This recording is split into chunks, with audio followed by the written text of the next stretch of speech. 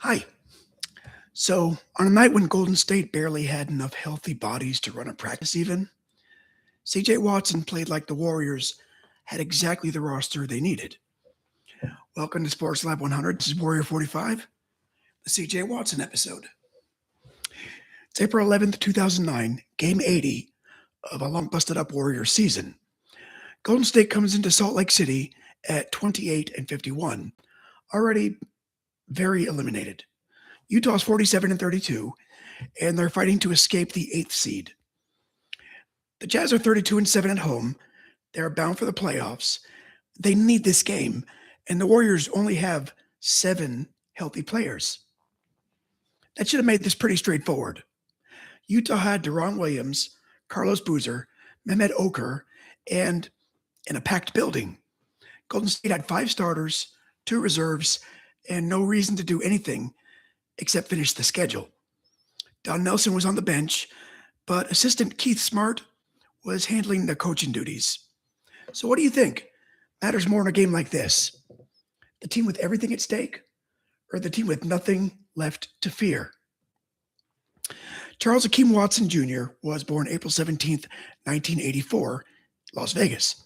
He grew into one of the best players that Bishop Gorman High School had ever seen. Watson became the school's all-time leading scorer with 1,732 points. He won Nevada Player of the Year twice and helped Bishop Gorman win the state championship 2000 and 2002. In 2002, the title game, he put up 35 points with 7 rebounds, 6 assists, and 6 steals. His nickname was Quiet Storm. That fits him almost too well. He wasn't a loud, chest-thumping point guard. He described his own game as smooth, and he chose number 32 because Magic Johnson had worn it. At Tennessee, Watson didn't ease into anything. He started 28 games as a freshman, led the SEC in minutes, and made the conference's all-freshman team. By senior year, Bruce Pearl had arrived, Tennessee had taken off, and Watson averaged 15.3 points while helping the Vols go 22 and 8. He left Knoxville with 1,424 points, 577 dimes, and 198 steals. At the time, he ranked second in school history in both assists and steals. Then the draft came and nobody called his name. So Watson went from Tennessee to the Summer League, then Italy, then Greece. He returned to the U.S., got cut by Charlotte, and landed with the Rio Grande Valley Vipers in the D-League. There, he averaged 26.4 points, 5.3 rebounds, and 5.3 assists. So Golden State finally gave him a 10-day contract in January 2008. Then another one. Then the rest of the season. By 2008-09, he wasn't just hanging around anymore. He played 77 games, starting 18 times, and he averaged 9.5 points while shooting 45.7 from the floor and 40% from 3. He'd already beaten the hardest part of the league, getting someone to let him stay and play. Golden State opened this game with Watson feeding Anthony Randolph for a jumper. Then Watson scored on a short runner. Utah still controlled the first quarter and led 31-28, and that felt about right.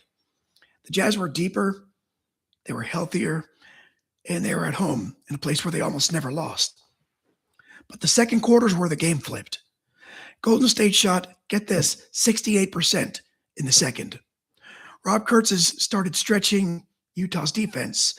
Ronnie Turiaf gave the Warriors energy, and Watson kept pushing the ball before the Jazz could organize. The Warriors won the quarter 36-20 and took a 64-51 lead into halftime. It wasn't just Watson hijacking the offense either. He scored, but he also kept finding people.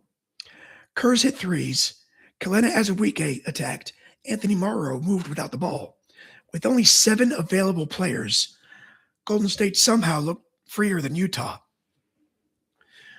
The Warriors added another 29 points in the third quarter and carried a 93-76 lead into the fourth. Watson still getting into the lane, pulling up from the middle, and taking every free point that Utah offered. He finished 10 for 16 from the field. He had 2 3-pointers, and he attempted 16 free throws. He also made 16 free throws. Utah's fourth quarter push felt like the predictable correction. For a few possessions, it was. Williams created shots, Boozer kept working inside, and Andrei Kirilenko helped drag the Jazz back.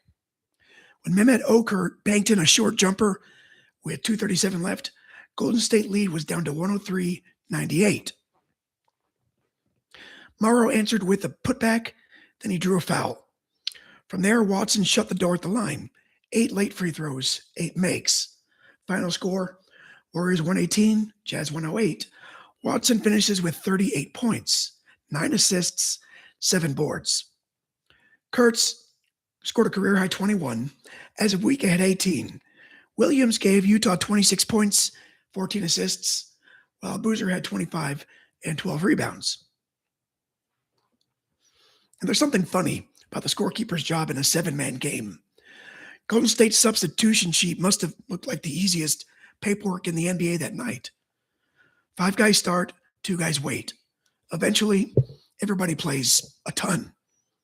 Didn't win the game for him, but it made the whole thing feel less like a normal rotation, more like a group text where only 7 people replied. Yeah, I'm in. Surviving coverage agrees on the obvious point. This is an undermanned team embarrassing a playoff team on their own floor. We want to play loose and fast, Watson said afterward. That's what we've been doing. That sounds simple because it was simple. Golden State had no rotation to manage and no playoff seed to protect. The Warriors ran, trusted the hot hand, and made Utah chase them.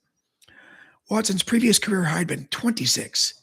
He beat it by 12, while also coming 1 assist short of a 38-point double-double. The other brutal number for Utah was the bench scoring. Golden State only had 2 reserves, Kurtz, Turiaf. They combined for 30. Utah's 5 reserves scored 31. How much do you blame the Jazz here? Was this a team tightening up under playoff pressure, or did Watson simply give them a night they couldn't solve? Golden State came home and it was back to normal. They got crushed by San Antonio, 101-72. Then they lost the finale in Phoenix, 117-113. The Warriors finished 29-53, 10th in the West, miles away from the playoffs. Utah recovered long enough to beat the Clippers, then lost 125-112 to the Lakers, and finished 48-34. That left the Jazz exactly where they didn't want to be, 8th, matched against Los Angeles. Utah stole 1 home game, but the eventual champion Lakers ended the series in 5. So this win changed nothing for Golden State's season and damaged Utah's position without changing its final seed. That's part of why it's worth preserving. Not every great performance redirects history. Some of them just explode in the middle of a bad year and disappear unless somebody, me, I guess, goes back to find them. Watson followed this season with his best year as a Warrior. In 2009-10, he averaged 10.3 points and later scored a career-best 40 against Sacramento. That summer, Golden State sent him to Chicago in a sign-and-trade. Watson became Derrick Rose's backup on a 62-win Bulls team. He then took a larger role as Rose battled injuries. After Chicago, Watson went on to play for Brooklyn, Indiana, and Orlando. He eventually appeared in 600 NBA games, starting 104 times and averaging 7.2 points with 2.6 assists. He also played in the postseason 48 times. After Orlando waived him in 2017, Watson eventually returned overseas and played in Turkey.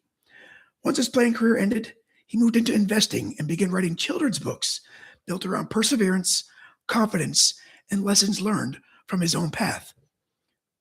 That feels right. Watson's NBA career was never based on being the obvious choice. It was based on surviving every time someone gave him 10 more days. So what's more impressive to you? Was it the 38-point night or the fact that an undrafted point guard turned a 10-day contract into a decade-long NBA career. Next time Warrior 100 hands the ball back to Astro 100, excuse me.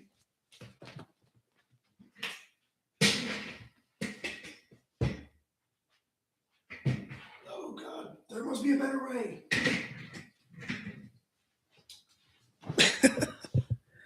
It's October 25th, 2017, and the Astros are 3 outs from falling behind 2-0 in the World Series. Kenley Jansen's on the mound. Dodger Stadium's ready to celebrate. Marwin Gonzalez has been nearly silent all postseason. Then one pitch leaks over the plate. Astro 70 is Marwin Gonzalez, and one swing's about to turn a calm baseball game into complete insanity. CJ Watson didn't enter the NBA through the front door, and on April 11th, 2009, he didn't wait for Utah to treat him like a star. He took 16 shots, made 16 free throws, and carried 7 available Warriors past a team fighting for its life. That's Warrior 45, CJ Watson, 38 points in Salt Lake City, and one of those random nights that makes this entire project work. I'm the Wolf. This is Sports Lab 100. Thanks for watching. Maybe I'll see you next time.